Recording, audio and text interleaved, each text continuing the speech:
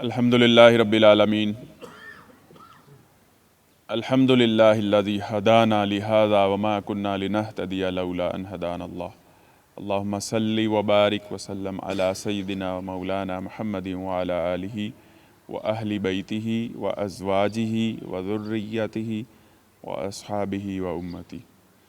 اعوذ باللہ من الشیطان الرجیم، بسم اللہ الرحمن الرحیم۔ سورہ بقرہ آیت نمبر 185۔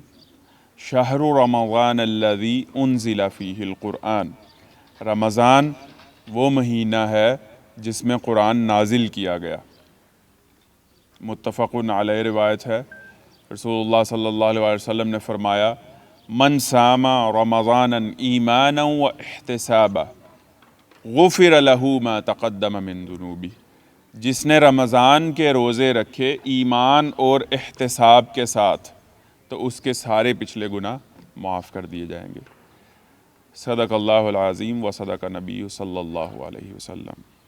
رب اشرح لی صدری ویسر لی امری واحلل عقدۃ من لسانی یفقہوا قولی۔ محترم حضرات، معزز خواتین، دوستوں اور بزرگوں، ہم میں سے زندگی میں ہر شخص نے انتظار کی کیفیت میں سے وہ گزرا ہے، اور کسی نہ کسی چیز کا انتظار انسان نے ضرور کیا ہوتا ہے، اور کہا جاتا ہے کہ انتظار بڑا دشوار ہوتا ہے۔ انتظار ہوتا کیا ہے؟ اگر میں آپ سے یہ سوال کروں اور آپ اس لفظ کا تعقب کرنے کی کوشش کریں تو انتظار ہوتا کیا ہے؟ ساتھی انتظار کو ڈیفائن کرنے کی کوشش۔ جی صبر یعنی انتظار کا ایک کمپوننٹ ہے صبر۔ بے صبری سے بھی انتظار لوگ کرتے ہیں اور کچھ صبر سے انتظار کر لیتے ہیں۔ آپ کو کسی انسیڈنٹ سے، کسی شخص سے، کسی واقعہ سے سروکار ہے اور آپ کو اس کے وقوع ہونے کی تمنا ہے، لیکن وہ فیوچر انسیڈنٹ، کسی نے آنا ہے ابھی آئے گا، کسی واقعے نے آنا ہے وہ واقعہ ابھی ہوگا، تو یہ جو درمیانی وقفہ ہے اور آپ اس کے وقوع کی تمنا کر رہے ہیں، یہ انتظار کا وقفہ ہے۔ اچھا، انتظار کو اگر ہم مزید کھولیں تو انتظار سروکار سے پیدا ہوتا ہے۔ مثلا اگر آپ کو کسی سے سروکار نہیں ہے تو آپ کو اس کا انتظار نہیں ہوتا، اگر آپ کو کسی سے کنسرن نہیں ہے تو آپ کو اس کا انتظار نہیں ہوتا۔ آپ سٹاپ پر کھڑے ہوئے اپنے چھوٹے بھائی کا انتظار کر رہے ہیں، آپ اپنی اہلیہ کا انتظار کر رہے ہیں، تو آپ صرف انہی کا انتظار کر رہے ہیں۔ اس چوک میں اور جتنے لوگوں کی آمد و رفت ہے آپ کو ان سے کوئی سروکار نہیں ہے، لہٰذا آپ ان کا انتظار نہیں کر رہے۔ آپ سٹاپ پر کھڑے ہوئے ہیں، آپ اپنی فلائٹ کا انتظار کر رہے ہیں، آپ اپنی ٹرین کا انتظار کر رہے ہیں، آپ اپنی ویگن کا انتظار کر رہے ہیں، آپ بس کا انتظار کر رہے ہیں، آپ ساری بسوں کا انتظار نہیں کر رہے، جس سے کنسرن ہے اسی کا انتظار کر رہے ہیں۔ اس وقت کی جتنی تمہید ہوئی ہے اس کی روشنی میں دیکھیے کہ ہم اپنی زندگی میں کن کن چیزوں کا انتظار کرتے ہیں۔ سب تھنک کریں، سوچیں کن کن چیزوں کا انتظار ہوتا ہے۔ پھر میں کچھ ایگزامپلز آپ کے سامنے رکھوں گا۔ نماز کا انتظار ہوتا ہے، اور حج کا انتظار ہوتا ہے، کھانے کا، شادی کے اوپر کھانے کا انتظار ہوتا ہے، اور رمضان کا، جی آخرت کا، یہ تو کوئی بہت ہی اللہ کا ولی ہے۔ والدین کو بچوں کے اچھے فیوچر کا انتظار ہوتا ہے، اور ایسا نوجوان جس کے شادی کے دن رکھے ہوئے ہو، 15 دن رہ گئے ہوں شادی میں، اب دیکھیے کہ اس نے گھر کو وائٹ واش بھی کروانا ہے، اس نے کارڈ بھی چھپوانے ہیں، اس نے کارڈ رشتہ داروں کو تقسیم بھی کرنے ہیں، اس نے کیٹرنگ والے کے پاس بھی جانا ہے، اس نے مارکی بھی بک کروانی ہے، اس نے جہیز کا سامان بھی لوٹ کر لے کر آنا ہے، لیکن پھر بھی اس کو ایسا لگے گا کہ جیسے یہ 15 دن گزر ہی نہیں رہے ہیں، یہ طویل ہو گئے ہیں۔ تو انتظار بڑا دشوار ہوتا ہے۔ اور انتظار کی کوئی اگزامپل، موسموں کا انتظار ہوتا ہے، رزلٹ کا انتظار ہوتا ہے۔ تو ہر کسی کو انتظار کی کوئی نہ کوئی کیفیت سے مانوس ہے۔ اچھا، ایک ایسی خاتون یا ہم میں سے کسی کے ابا نے یا کسی کے بھائی نے اگر 3 سال بعد بیرون ملک سے آنا ہو، اور آج شام کو 8 بجے ان کی فلائٹ ہو، تو 3 سال بعد آنا ہے انہوں نے، کتنا انتظار ہوگا۔ پھر ایک اور مثال لیجئے، ایک صاحب ہیں وہ بے گناہ جیل چلے گئے، آج سے 15 برس پہلے جب ان کو جیل ہوئی، سینٹینس ہوئی ان کو، 15 سال قید کاٹی انہوں نے. ان کی بیٹی 3 ماہ کی تھی. اب ان کی بیٹی 15 سال 3 ماہ کی ہے اور کل دن کو 12 بجے ان کی رہائی ہے. تو آج رات کو ان صاحب کو نیند آئے گی؟ یہ بچی جو 15 سال 3 ماہ بعد، اس وقت 3 ماہ کی تھی اور آج 15 سال بعد اپنے والد کے سینے سے لپٹے گی، اس بچی کو نیند آئے گی؟ اس عورت کو جس کا سہاگ 15 سال بعد اس سے ملنے کے لیے آ رہا ہے، اس کو نیند آئے گی؟ اس کو کہتے ہیں انتظار. یہ ہوتی ہیں انتظار کی گھڑیاں اور کیفیات. اچھا، اب یہ خاتون جو ہے وہ کیا اچھے کپڑے نہیں پہنے گی؟ کیا گھر کے پردے، صفائیاں، ٹیپ ٹاپ، جھاڑو پوچھا نہیں کر کے رکھے گی؟ اپنی بساط کے مطابق 3-4 ڈشیں نہیں اچھی سی بنا کے رکھے گی کہ کل آ رہا ہے میرا سہاگ، میرا شوہر، میرا لائف پارٹنر، میری زندگی کا ساتھی؟ تو ان کے دل میں کیسے لڈو پھوٹ رہے ہوں گے. کیا ان کو ہر قیدی کا انتظار ہے جس نے کل رہا ہونا ہے؟ نہیں، صرف اس ایک قیدی کا جن کے ساتھ ان کا تعلق ہے. انتظار تعلق سے پیدا ہوتا ہے، سروکار سے پیدا ہوتا ہے، کنسرن سے پیدا ہوتا ہے، اور انتظار جب ختم ہوتا ہے تو استقبال ہوتا ہے، اور بڑا ٹھیک ٹھاک قسم کا استقبال ہوتا ہے. سیرت سے بھی ایک انتظار اور ایک استقبال کی ہم مثال لیتے ہیں. رسول اللہ صلی اللہ علیہ وسلم مکہ سے اللہ کے حکم سے ہجرت کر کے مدینہ چلے گئے، اور مدینہ میں کچھ پہلے سے مسلمان موجود تھے. یہ مسلمان کون تھے؟ یہ مسلمان وہ تھے جو پہلے 6، پھر 12، پھر 72 کی تعداد میں مختلف سالوں میں آ کر ایک گھاٹی سی، تھوڑی سی نا، رسول اللہ صلی اللہ علیہ وسلم اس گھاٹی میں رات کو جاتے تھے بکل مار کے. اور یہ لوگوں کا، ان کا گھڑیاں تو ہوتی نہیں تھی، رات کا پہر طے ہوتا تھا، اور رسول اللہ صلی اللہ علیہ وسلم گھاٹی میں کھڑے ہو کر، اس گھاٹی کو عقبہ کہتے تھے، وہاں پر ان لوگوں سے بیعت لیتے تھے اور ان کو کہتے تھے کہ واپس جا کر ایک ایک بندے پر محنت کرو اور کام کرو. بڑے سسٹمیٹیکلی دعوت پہنچی ہے. سیرت کو بڑا انجوائے کر کے سننا چاہیے اور پڑھنا چاہیے. پھر رسول اللہ صلی اللہ علیہ وسلم کے ان لوگوں نے درخواست کی کہ اب ہمیں ایک آپ اپنا ساتھی دیجئے، جتنا دین اور قرآن اترا ہوا ہے، نازل ہوا ہے، وہ ہمیں سکھائے. تو رسول اللہ صلی اللہ علیہ وسلم نے حضرت مصعب بن عمیر کو وہاں بھیجا، اور حضرت مصعب بن عمیر وہ پہلی شخصیت ہیں جنہوں نے پہلا جمعہ پڑھایا مدینے میں ایک صحابی کے گھر میں، اور وہاں پر انہوں نے محنت شروع کی. تو حضرت مصعب بن عمیر کی محنت سے، اور عقبی صحابی، ان کو عقبی صحابی کہتے ہیں جنہوں نے رسول اللہ مکہ ہی میں تھے لیکن انہوں نے مدینہ سے آ کر رسول اللہ کے ہاتھ پر بیعت کی. تو ان صحابہ کی کوششوں اور محنتوں کی وجہ سے اچھی خاصی تعداد میں لوگ مدینہ میں مسلمان ہو چکے ہوئے تھے، لیکن مشرکین بھی مدینہ میں موجود تھے، اور یہود بھی بڑی تعداد میں موجود تھے. اس لیے کہ یہودیوں کی کتابوں میں یہ لکھا ہوا تھا کہ آخری نبی کھجوروں کی سرزمین میں آئے گا، لیکن وہ یہ سمجھتے تھے کہ آخری نبی ان کی نسل یعنی بنو اسحاق ہی میں سے آئے گا. تو یہ سارے کنسنٹریٹ ہو گئے تھے پوری دنیا میں سے، ادھر ادھر سے اکٹھے ہو کر مدینہ میں. اللہ کے حکم سے رسول اللہ صلی اللہ علیہ وسلم مکہ سے ہجرت کر کے مدینہ چلے گئے.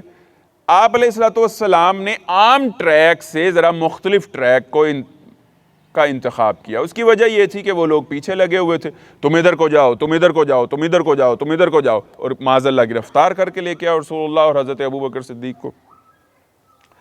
رسول اللہ صلی اللہ علیہ وسلم نے چونکہ طویل اور دشوار گزار راستہ اختیار کیا، تو ان کی کیلکولیشن یہ تھی، ان کی اطلاعات یہ تھی کہ رسول اللہ اس دن کو چلے ہیں، اس دن کو پہنچ جانا چاہیے، لیکن 3 دن تاخیر سے پہنچے رسول اکرم صلی اللہ علیہ وسلم. اب یہ 3 دن انہوں نے کیسے گزارے ہیں؟ ساری خواتین حضرت ابو ایوب انصاری رضی اللہ تعالیٰ عنہ کے گھر کی چھت کے اوپر چڑھی ہوتی تھی، کیونکہ یہ مدینے کا وہ واحد گھر تھا جو ڈبل سٹوری تھا. تو ان کا جو چھت، جس کو کوٹھا کہتے ہیں، جو چھت تھی، اس کے اوپر چڑھ کر خواتین دیکھ رہی ہیں ادھر سے ادھر سے ادھر سے. اور جتنے بھی نوجوان تھے وہ کھجور کے درختوں کے تنوں کے اوپر چڑھے، صبح چڑھے ہوئے، شام کو اتر. اور کیسے ان کا دن گزرتا، اندیشے بھی تھے، تشویش بھی تھی، انتظار بھی تھا. اور بزرگ جو تھے وہ ریت کے ٹیلوں کے اوپر چڑھ چڑھ کر انتظار کرتے. بالآخر رسول اللہ صلی اللہ علیہ وسلم کے آثار دور سے، چہرہ اقدس جو ہے وہ گرد سے اور ریت سے اٹا ہوا ہے، لیکن ان کا چاند ان کو نظر آ گیا. اور رسول اللہ صلی اللہ علیہ وسلم جیسے ہی ان کو نظر آئے تو کیا اتنا تو ہم نے سیرت سنی پڑھی ہوئی ہوگی، کیسا استقبال انہوں نے کیا تھا. تو جس کے ساتھ لگاؤ، محبت یا کوئی کنسرن ہوتا ہے اس کا انتظار ہوتا ہے، جس کے ساتھ کوئی کنسرن نہیں ہوتا اس کا انتظار نہیں ہوتا، اور جب وہ انسیڈنٹ آ جاتا ہے تو پھر اس کا والہانہ استقبال ہوتا ہے۔ جیسے اہل مدینہ نے رسول اللہ صلی اللہ علیہ وسلم کا انتظار کیا اور استقبال کیا، اسی طرح وہ ہر سال رمضان کریم کا انتظار کیا کرتے تھے اور استقبال کیا کرتے تھے۔ آپ کو معلوم ہے کہ رسول اللہ صلی اللہ علیہ وسلم کیا دعا مانگا کرتے تھے؟ اللہم بارک لنا فی رجب و شعبان و بلغنا رمضان، اے اللہ رجب میں اور شعبان میں ہمارے لیے برکت رکھ دے۔ کیا برکت رکھ دے؟ کہ ہم رمضان کی تیاری کریں۔ 2 مہینے مختص کر دیے جاتے پریپریشن فار رمضان المبارک، اور پھر رمضان میں عجیب ہی نشاط ہے۔ اچھا وہ کیا ہمارے جیسے تھے کہ رمضان سے پہلے ان کی آنکھوں میں بھی سے بھی گناہ ہو جاتے تھے، ان کی زبان سے بھی معاذ اللہ گناہ ہو جاتے تھے، ان کی کمائیوں میں بھی تھوڑی سی آمیزش تھی، اور ان کے لباس بھی جو ہے وہ ایسے ویسے ہوتے تھے، اور ان کی معاشرت اور ان کی گفتار اور ان کی معاملات، اور وہ رمضان میں ٹھیک ہو جاتے تھے۔ رمضان سے پہلے بھی ان کی نگاہ بھی پاک، زبان بھی پاک، کمائی بھی پاک، تنہائی بھی پاک، ان کی گفتگو بھی پاک، معاملات بھی پاک۔ میں سوچتا ہوں، حیران ہوتا ہوں، وہ رمضان میں کیا کرتے ہوں؟ عجب نشاط تھی، عجب سرور تھی، عجب نیکیوں کی دوڑ تھی، اور عجب وہ جنت کی طرف لپکتے تھے۔ تیاری ہو رہی ہے، ڈسکشنز ہو رہی۔ میں اس دفعہ جتنا قرآن اس وقت اترا ہوا ہوتا تھا، ابھی مکمل تو نہیں ہوا تھا قرآن کا نزول نا، تو جتنا بھی میں اتنا دورہ کروں گا۔ اور آپ کو پتہ ہے حضرت جبرائیل علیہ السلام خود رسول اللہ کے ساتھ دورہ قرآن کرنے آیا کرتے تھے۔ جتنا قرآن اترا ہوتا تھا، اور رسول اقدس علیہ السلام نے آخری رمضان میں، ایک ہی رمضان میں 29 یا 30 دنوں میں 2 دفعہ دورہ کیا قرآن کا۔ قرآن پکا، پورا قرآن پکا کر کے پھر پہلے جبرائیل علیہ السلام کے ساتھ دورہ کیا، پھر حفاظ صحابہ کو آپ علیہ السلام نے سنایا، تاکہ اس لیے کہ چل چلاؤ تھا، اب دنیا سے پردہ فرمانے والی بات تھی، لہٰذا پکا کر کے قرآن منتقل کر کے گئے۔ تو یہ تھا ان کا استقبال رمضان۔ میں اتنا قرآن ختم کروں گا یا کروں گی، میں اتنے نوافل پڑھوں گی، میں رسول اللہ صلی اللہ علیہ وسلم کے ساتھ جہاد کروں گا۔ 17 رمضان کو وہ مارکا ہوا ہے جس میں 313 ایک طرف تھے اور 1000 ایک طرف تھے۔ میں اتنے بندے تیار کروں گا، میں اس کو نبی صلی اللہ علیہ وسلم کے قدموں میں لے آؤں گا، میں اس کی بیعت کرواؤں گا۔ تو ٹارگٹ کر کے، رمضان ٹارگٹ کرنے کا مہینہ، اہداف کے تعین کا مہینہ ہے، اور یہی گفٹ ہے جو انشاءاللہ جیسے ہی شعبان ختم ہوگا اور رمضان کا چاند نمودار ہوگا، یہ تحفہ ہم نے نیتوں کا تحفہ، انما الاعمال بالنیات، اللہ کے نزدیک پاکیزہ نیتیں بڑی مقبول ہیں اور ان کا بڑا درجہ۔ ہم اپنی پاکیزہ نیتیں اللہ کو اور اس اللہ کے مہمان کو پیش کریں گے کہ یا اللہ یہ پلاننگ ہے، یہ میں نے بیٹھ کر کی ہے، اس کو قبول فرما اور اس میں برکت دے۔ تو رمضان کریم کا انتظار ہم نے اپنے اوپر طاری کرنا ہے، ہم نے اوپر لاگو کرنا ہے، ہم نے اپنے اوپر رمضان کے انتظار کی نفسیاتی کیفیت سے اپنے آپ کو سرشار کرنا ہے۔ اور ایک ایک دن رمضان کے انتظار میں گزرے، کیسے نصیب کی بات ہے یہ۔ رمضان آ کیوں رہا ہے، اس کے اوپر اب تھوڑی سی بات کرتے ہیں۔ سورہ بقرہ ہی کی آیت نمبر 183 183، یا ایھا الذین آمنوا کتب علیکم الصیام کما کتب علی الذین من قبلکم لعلکم تتقون، اے ایمان والو تم پر روزے فرض کر دیے گئے ہیں، لاگو کر دیے گئے ہیں، عائد کر دیے گئے ہیں، اور یہ صرف تمہارے اوپر نہیں کیے گئے، یہ جتنے بھی اللہ والے تھے، جتنے بھی نصیب والے تھے، جتنے بھی ایسے لوگ تھے کہ جن کو اللہ نے اپنے ایجنڈے اور اپنے کاز کی پروموشن کے لیے چنا ہے، ان سب پر اللہ صوم لاگو کرتا رہا، چاہے وہ اس امت کے لوگ تھے جو تم سے پہلے گزر گئے، چاہے اس امت کے 100 سال سے پہلے کے لوگ تھے، 200 سال سے پہلے کے لوگ تھے، 1000 سال پہلے کے لوگ تھے، یا پچھلی نبیوں کی امتوں میں جو بھی نصیبے والے اور سعادت والے لوگ تھے، ان کو ہم صوم کی پریکٹس کرواتے رہے۔ کتب علیکم الصیام کما کتب علی الذین من قبلکم لعلکم تتقون، صوم لاگو کر دیا گیا ہے تاکہ تم تقوی والے بن جاؤ۔ اب یہ دو اصطلاحات ہیں، ان کو ہم ذرا کھولتے ہیں اور سمجھتے ہیں اور غور کرتے ہیں انشاءاللہ ان کے اوپر۔ قرآن مجید کس زبان میں نازل ہوا؟ عربی زبان میں۔ اِنَّا نَحْنُ نَزَّلْنَا الْقُرْآنَ الْعَرَبِيَّ، ہم نے قرآن مجید کو عربک لینگویج میں فصیح مکی حجازی عربی میں نازل کیا ہے، اور ان کی زبان عربی تھی۔ اچھا، یہ آیت اگر ابو جہل یا عتبہ یا شیبہ سنتا تو کیا اس کو کسی سے ترجمہ پوچھنے کی، ٹرانسلیٹ کروانے کی ضرورت پڑتی اس آیت کو؟ نہیں پڑتی۔ کیا وہ اس کے مفہوم کو سمجھ جاتا؟ کیا بات ہو رہی ہے؟ ابو جہل اگر یہ آیت سنتا، ولید سنتا، ربیعہ سنتا، مغیرہ سنتا، امیہ بن خلف سنتا، تو اس کو کمپریہنشن میں کوئی پرابلم آتی؟ بتائیے۔ کوئی پرابلم نہیں آنی تھی، اس لیے کہ وہ کون تھے؟ عرب تھے، اور ان کی زبان عربی تھی۔ ان کو پوری طرح سے بات سمجھ آ گئی کہ صوم کیا ہوتا ہے اور اللہ صوم کے ذریعے سے کیا رزلٹ لینا چاہتا ہے۔ دوبارہ سنیے، ان کو یہ بات پوری طرح سے سمجھ آ گئی تھی کہ اچھا اب صوم جو آ رہا ہے، صوم میں کیا کرنا ہے، باقی اس کی تفصیلات رسول اللہ صلی اللہ علیہ وسلم نے سمجھا دی تھی، لیکن صوم کا کانسیپٹ کیا ہے وہ اہل زبان ہونے کی وجہ سے سمجھتے تھے، اور اس کا آؤٹ کم کیا ہے، صوم کا کانسیپٹ کیا ہے، اور تتقون اس کا آؤٹ کم اللہ تبارک و تعالیٰ کیا لینا چاہتا ہے۔ صوم عربی زبان میں لغوی طور پر ڈکشنری معنی میں اس کو کہتے ہیں رک جانا یا روک دینا، اور اصطلاحاً یعنی کچھ الفاظ ہوتے ہیں نا کہ جو بہت سارے کانٹیکسٹ میں اہل زبان استعمال کر رہے ہوتے ہیں۔ مثلا ایک ہے لفظ بات، اردو کا ایک لفظ ہے بات، تو کوئی صاحب کہتے ہیں کہ مجھے آپ سے ایک بات پوچھنی ہے، ایک بات پوچھنی ہے۔ یہاں پر بات کا مطلب کیا ہے؟ سوال۔ بچہ شرارت کر رہا ہوتا ہے، ماں کہتی ہے بری بات۔ یہاں پر بات کا کیا مطلب ہے؟ حرکت، ڈیڈ، ایکشن، کام، ٹھیک ہے۔ اور اسی طرح سے لفظ بات کے اور بھی بہت سارے استعمالات، اسی طرح ہم بہت سارے جملے، مثلا ورک جو ہے وہ عام انگلش میں اس کا مفہوم کچھ اور ہے اور فزکس میں اس کا مفہوم کچھ اور ہے، تو سمجھ جائے گا اہل زبان کہ اب یہاں پر کون سی بات ہو رہی ہے۔ اسی طرح سے وہ چونکہ اہل زبان تھے، وہ یہ سمجھتے تھے کہ صوم کا کیا مفہوم اور مطلب ہے۔ صوم کو اصطلاحاً وہ یہ سمجھتے تھے، گھوڑے کی ایک ٹانگ ایسے وہ باندھ دیتے تھے یہاں سے، اور اس گھوڑے کو سارا دن دھوپ میں بھوکا اور پیاسا کھڑے رکھنے کا نام صوم تھا، ایک ٹانگ باندھ کر۔ صبح سے شام تک بھوکا اور پیاسا دھوپ میں 3 ٹانگوں کے ساتھ جب گھوڑے کو کھڑا کر دیا جاتا تو یہ گھوڑا صوم کر رہا ہوتا تھا، اور استبل میں کھڑے ہوئے ہر گھوڑے کے نصیب میں صوم کی سعادت نہیں آتی تھی۔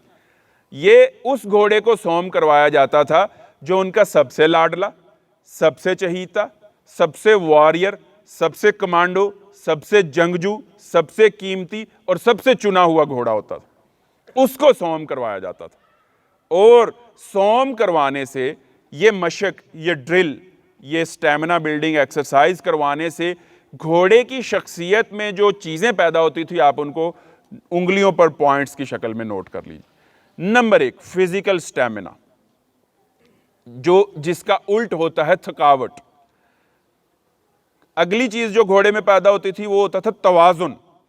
3 ٹانگوں پر کھڑے ہونے کی وجہ سے اس کی شخصیت میں بہت توازن پیدا ہوتا تھا، وہ ڈگمگاتا نہیں تھا، وہ سلپ نہیں ہوتا تھا، کیونکہ صوم کے بعد پھر اس کو سر پر دوڑایا جاتا تھا پانیوں میں، کیچڑ میں اور ریتوں کے اوپر، جس کی وجہ سے اچھا ایک دن ایک ٹانگ بندھی ہوتی تھی، اگلے دن اگلی ٹانگ، اس سے اگلے دن اگلی ٹانگ، اور اس سے اگلے دن چوتھی ٹانگ، 4 دن 4 ٹانگیں باندھ دی جاتی اور 3 کھلی ہوتی تھی۔ یہ صوم ہو رہا ہوتا تھا۔ تو سب سے پہلے کیا؟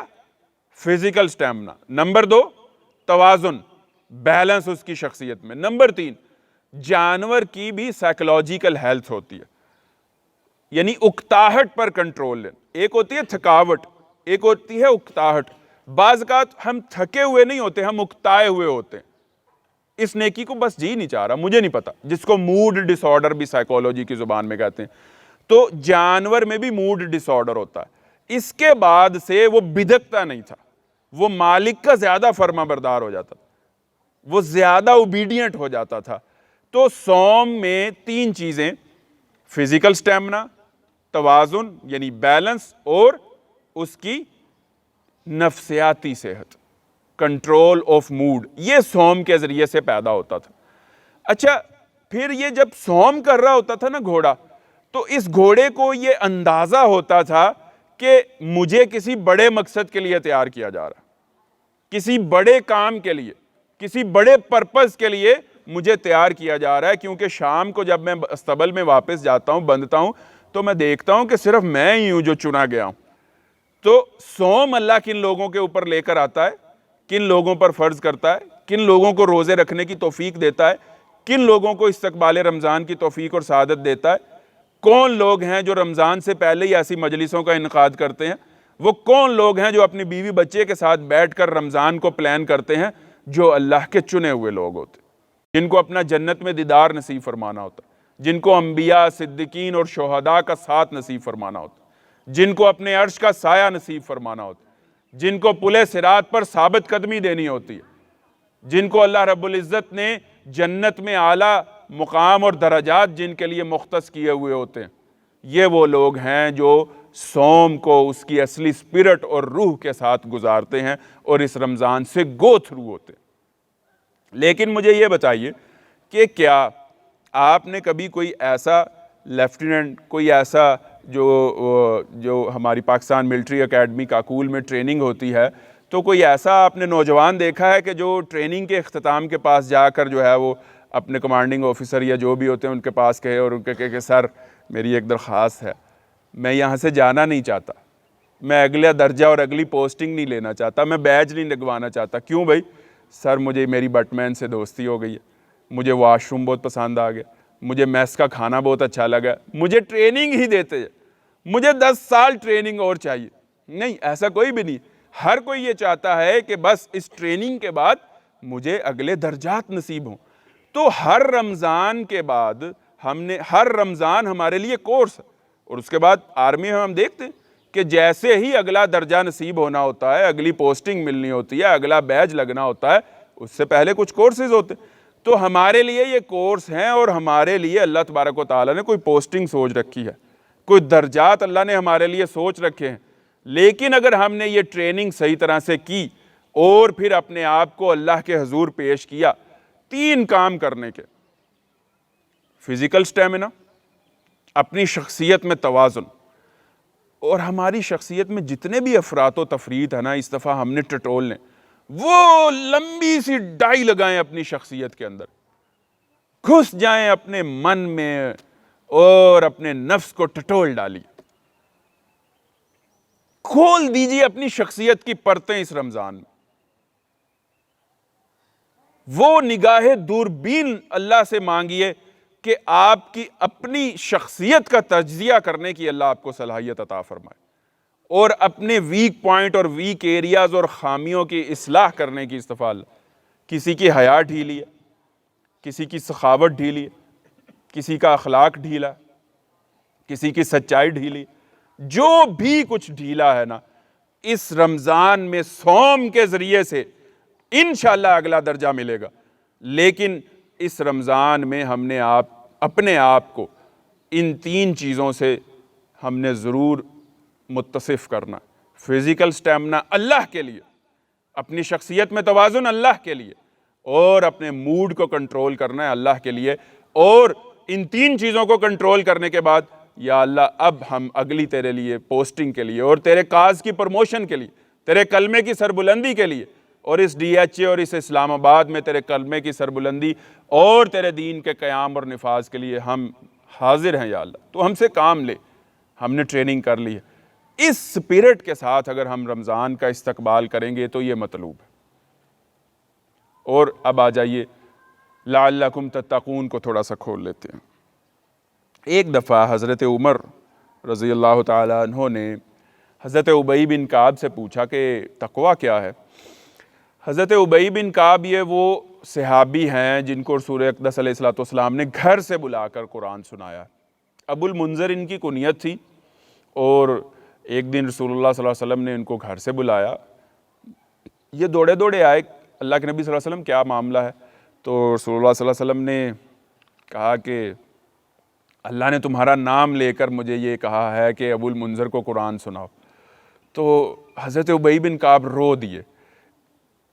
وہاں پر ایک اور صحابی بیٹھے ہوئے تھے، وہ کہتے ہیں، لمبی حدیث ہے، اس کے الفاظ یہ ہیں کہ وہ صحابی کہتے ہیں کہ میں نے سنا ہی تھا کہ خوشی میں بھی آنسو نکل آتے ہیں، لیکن میں نے اس دن واقعی جب ابو المنذر کو روتے ہوئے دیکھا کہ اس کی آنکھوں سے ٹپ ٹپ آنسو گزر رہے تھے، تو پھر مجھے یہ احساس ہوا کہ خوشی میں بھی انسان رو دیتا۔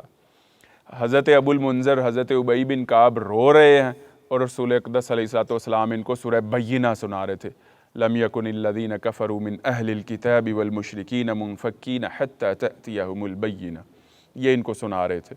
اور ایک دفعہ رسول اقدس علیہ الصلوۃ والسلام نے ان سے پوچھا کہ ابی یہ بتاؤ کہ قرآن مجید کی سب سے عظیم، سب سے اعلیٰ، سب سے برتر آیت کون سی ہے؟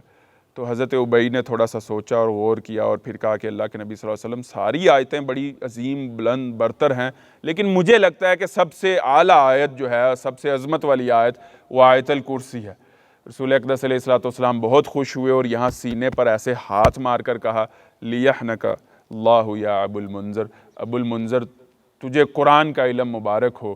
من اراد القرآن فلیأتی ابین، جس نے قرآن سیکھنا سمجھنا ہو وہ ابی کے پاس چلا جائے۔ اس لیے اب کیا حضرت عمر کو نہیں پتا تھا کہ تقویٰ کیا ہوتا ہے؟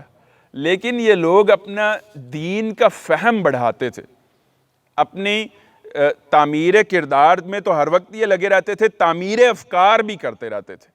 اپنی جو ہمارے دین کی، قرآن کی اور ایمان کی اور اسلام کی جو ٹرمز ہیں نا، ان اصطلاحات کو ڈسکشن میں لے کر آئیے، بچوں کے ساتھ۔ عقیدے کی ٹرمز ہیں، عبادات کی جو ٹرمز ہیں، اس سے کیا ہوتا ہے؟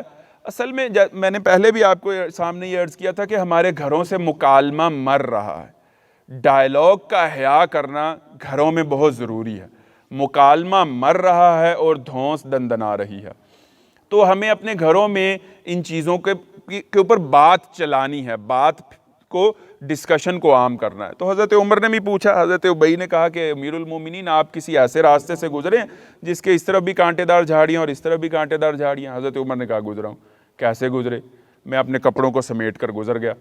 تو حضرت ابی نے کہا یہی تقویٰ ہے کہ آپ اس دنیا میں ٹیمپٹیشنز ہیں، اس دنیا میں بہت زیادہ چکا چوند ہیں، روشنیاں ہیں، پلازے ہیں، سڑکیں ہیں، مال ہیں، گاڑیاں ہیں، اور جن سے مخالف کی کشش ہے، ہوٹلز ہیں اور کیریئرز ہیں، اور کیا کیا، جو سورہ کہف میں اللہ تبارک و تعالیٰ نے کہا کہ اِنَّا جَعَلْنَا مَا عَلَى الْأَرْضِ زِينَةً لَهَا لِنَبْلُوَهُمْ أَيُّهُمْ أَحْسَنُ عَمَلًا، ہم نے خود مزین کیا اس دھرتی کو، ہم نے خود اس دنیا کو، اس موت و حیات کو، اس ساری کشمکش کو ہم نے خود مزین کیا ہے، خوبصورت بنایا ہے، تاکہ ہم دیکھنا چاہتے ہیں تم میں سے اچھے عمل کون کرتا ہے اور اس آزمائش کے اوپر کون پورا اترتا ہے۔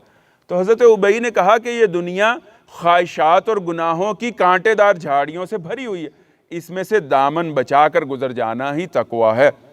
اچھا، اگر ہم ریئل ٹائم پریکٹیکل ایگزامپلس کچھ لیتے ہیں، جب ہم ایک کانٹے دار راستے سے گزر رہے ہوتے ہیں تو ہماری کیفیت کیا ہوتی ہے بتائیے؟ اگر ہم کسی کانٹے میں الجھ جائیں، فرض کریں الجھ جائیں، تو ہمیں وہ کانٹا پسند آ جاتا ہے،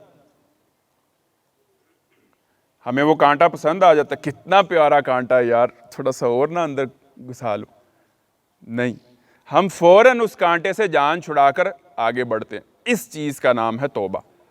اور گناہ کے گٹر میں بار بار ڈبکیاں لگانا کہ میں باہر آ کر نہا لوں گا، یہ آپ خود بتائیے کہ کوئی تھوڑی سی عقل سمجھ رکھنے والا انسان بھی یہ کرتا؟ لیکن عجب معاملہ ہے کہ اس وقت خاص طور پر یہ ڈیجیٹل ایرا کا نوجوان جو ہے وہ بار بار دانستہ گناہ کے گٹر میں ڈبکی لگاتا ہے۔ اس آس پر کے گٹر میں سے جو گندگی اور غلاظت میرے اوپر لگے گی، باہر آ کر پھر نہا لوں گا، پھر غسل کر لوں گا، پھر گٹر میں ڈبکی لگاؤں گا، پھر کانٹا چبھوں گا اپنے آپ کو دانستہ اور جان کر۔ نہیں، ہم کانٹوں سے بچ کر نکلتے ہیں۔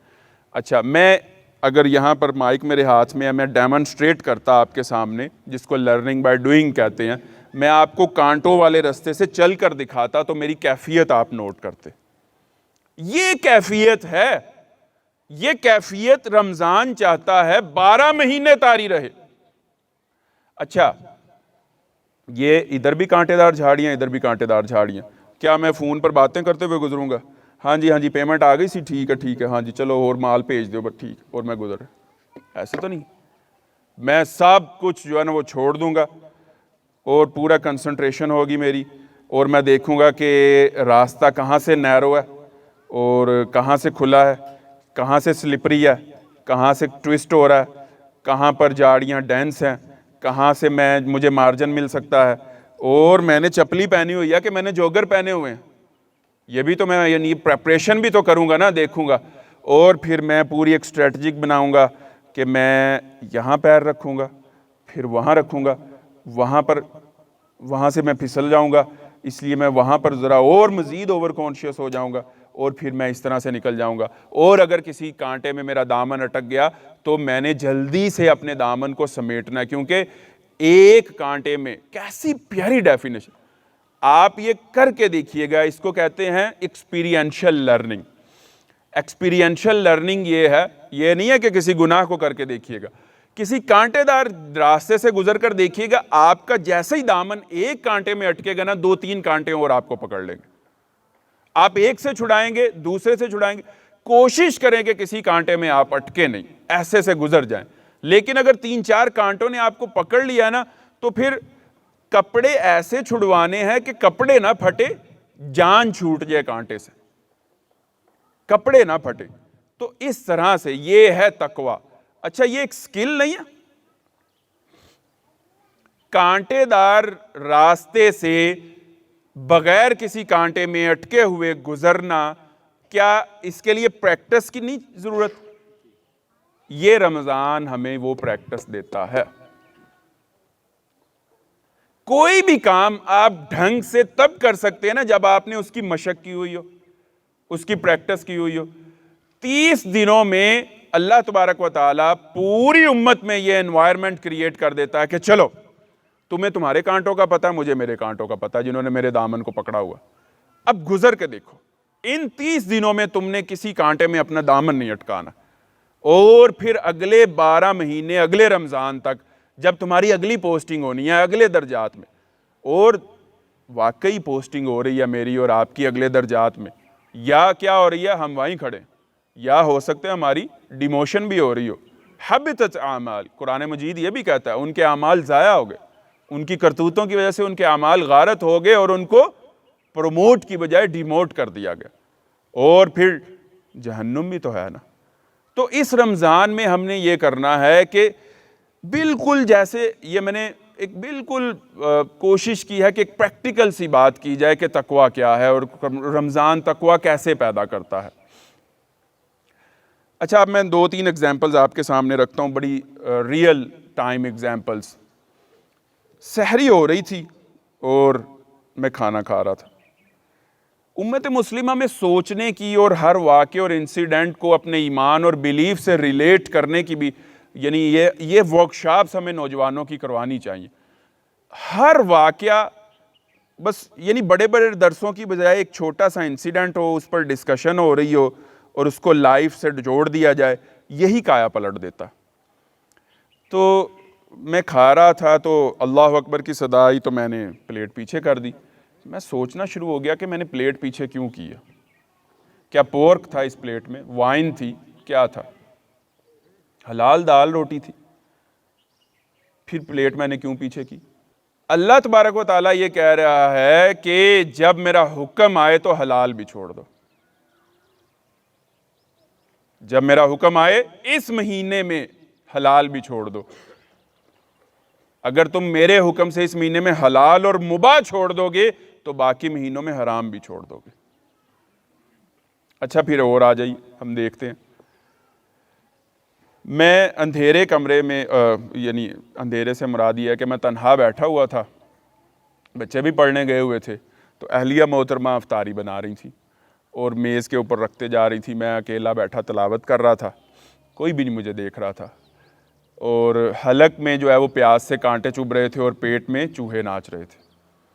تو میں نے یہ سوچا کہ میں ایک لقمہ اگر لے لوں، مجھے کوئی دیکھ تو نہیں رہا، کوئی بھی مجھے نہیں دیکھ رہا، تو اگر میں لے لیتا تو تھوڑی انرجی نہ آ جاتی قرآن پاک کی تلاوت کے لیے۔ جی بتائیے، اب کوئی مجھے نہیں دیکھ رہا تھا اور میں ضرورت مند تھا، مجھے قرآن کی تلاوت کے لیے تھوڑی انرجی چاہیے تھی۔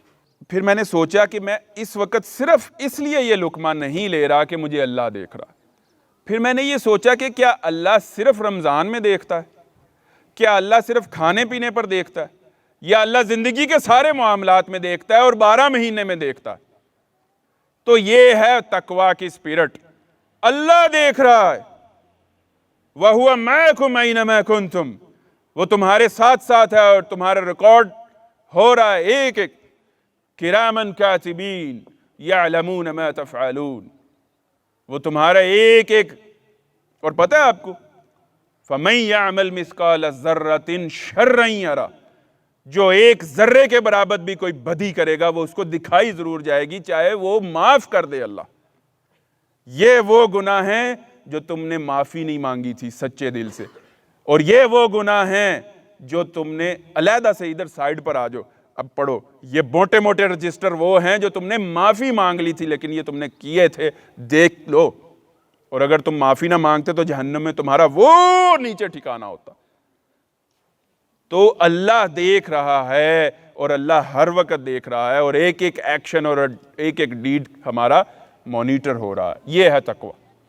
اچھا، ہم عام طور پر بدی کیوں کر جاتے ہیں؟ اس کے لیے ہمارے پاس کیا جسٹیفیکیشنز ہوتی ہیں؟ بھائی ضرورت تھی، اذانیں تو نہیں شروع ہو گئی، بس میں 2-4 منٹ میں اس کو ختم کر رہا ہوں۔ اچھا، اسی طرح سے اگر آپ نے روزہ رکھا ہوا ہو اور آپ اپنے کسی ایسی سوسائٹی میں یا ایسی مجلس میں بیٹھے ہوئے ہوں جس میں لوگوں کا روزہ نہیں ہے، اور وہ آپ کو کہیں یار چھوڑو کن کام میں لگے ہوئے، روزہ توڑو، انجوائے کرو، یہ اتنے انواع و اقسام کے کھانے، کیا آپ روزہ توڑ دیں گے؟ نہیں توڑیں گے، بلکہ آپ ان کو کہیں گے کہ عقل کے اندھو، تم نے رمضان کا روزہ نہیں رکھا اور مجھے بھی کہہ رہے ہو کہ میں تمہارے جیسا بد نصیب بن جاؤں۔ یہ سپیرٹ ہے تقویٰ کی کہ معاشرے کے رنگ میں نہ رنگے جاؤ۔ اگر اکثریت برائی پر جو ہے وہ عمل پیرا ہے تو تم بجائے ان سے مروب ہونے کے ان کے اوپر اپنا رنگ چڑھاؤ۔ یہ ہے تقویٰ۔ اور بھی میرے ذہن میں کافی پوائنٹس ہیں کہ تقویٰ اصل میں ہے کیا۔ اللہ تبارک و تعالیٰ تقویٰ کی ہمیں سپیرٹ عطا فرمائے، اس رمضان کا استقبال کرنے کی توفیق عطا فرمائے۔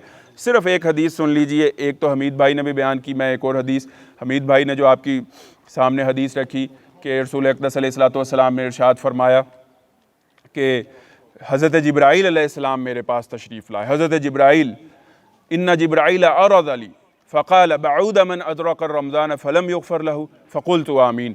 جبرائیل علیہ السلام نے یہ کہا کہ آپ کا وہ امتی تباہ و برباد ہو جائے جس پر رمضان آیا اور اس نے تقویٰ کے ذریعے سے اپنے آپ کو بخشوا نہ سکا۔ تو کس نے آمین کہا؟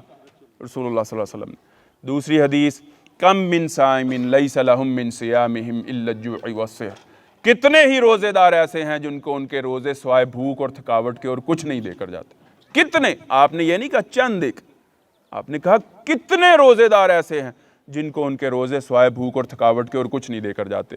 اور تیسری حدیث، آپ علیہ الصلوۃ نے فرمایا من لم يدع قول الزور والعمل به فليس لله حاجة ان يدع طعامه وشرابه، جو روزہ رکھ کر بھی نگاہ کے گناہ نہیں چھوڑتا، زبان کے گناہ نہیں چھوڑتا، سوچ کو پاک نہیں کرتا، تعلقات کو پاک نہیں کرتا، کمائی کو پاک نہیں کرتا، معاملات کو پاک نہیں کرتا، لباس کو پاک نہیں کرتا، اپنی خلوت اور جلوت کو پاک نہیں کرتا، فَلَيْسَ لِلَّهِ حَاجَةٌ أَن يَدَعَ طَعَامَهُ وَشَرَابَهُ، اللہ کو کوئی ضرورت نہیں ہے کہ وہ روٹی کھانا چھوڑ دے۔